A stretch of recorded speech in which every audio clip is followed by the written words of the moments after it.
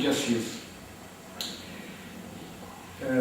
Cursei a Pontifícia Universidade Católica entre os anos de 97 e 2002, exerci o cargo de promotor de justiça até até metade desse ano, de 2010, e no último mês assumi o cargo de juiz. Falar sobre prisão é sempre um tema áspero e cheio de divergências.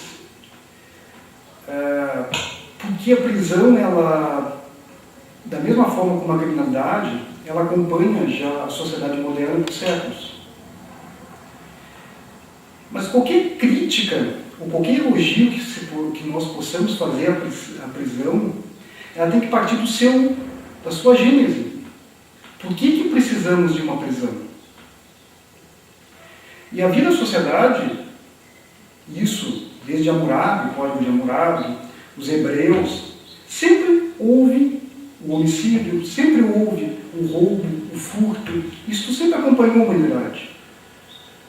Já se tentou vários sistemas de punição, e ainda hoje, alguns mais não tão ortodoxos, né, em países muçulmanos e da Ásia, que vão desde o apedrejamento, da lapidação,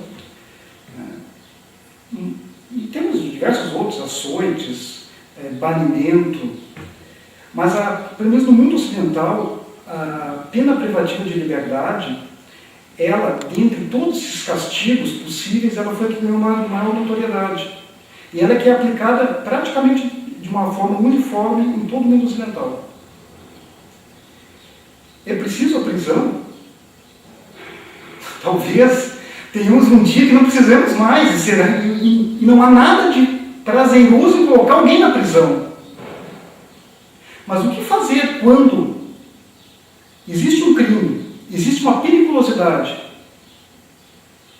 Ela com certeza não é o remédio para todos os males, mas a prisão, ela cumpre uma função social.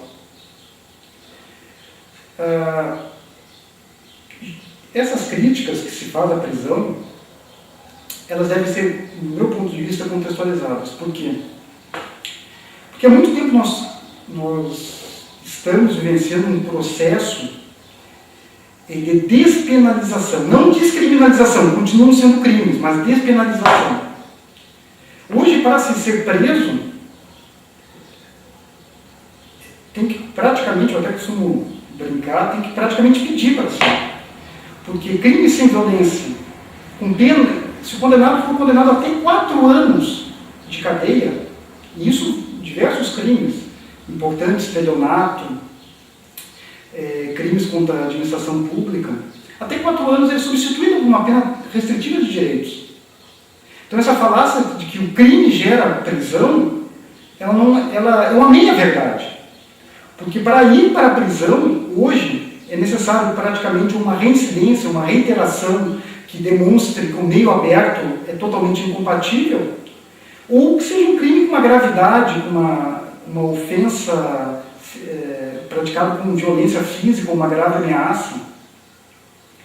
Então, a prisão hoje, no Brasil, ela está muito reservada a esse tipo de criminalidade, ao homicídio, ao roubo, principalmente com arma, ao estupro, aos crimes hediondos em gerais. Aliás, de todos os crimes, o único que se vê ainda prisão sendo aplicada em larga espécie é o tráfico de drogas. Né?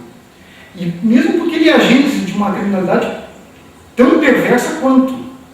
Porque junto com o tráfico de drogas, o crime de quadrilha, o tráfico de armas, a questão da locação de áreas entre quadrilhas, né? Muitos crimes de morte associados ou à cobrança ou à própria divisão territorial. Então, uma análise hoje de prisão deve considerar sempre esses fatores, que a prisão hoje ela está como um meio residual. A abrangência dela é mínima. A população carcerária no Brasil, eu não tenho dados objetivos, mas ela é em torno de 200 ou 300 mil pessoas. Nos Estados Unidos, passa de 1 milhão.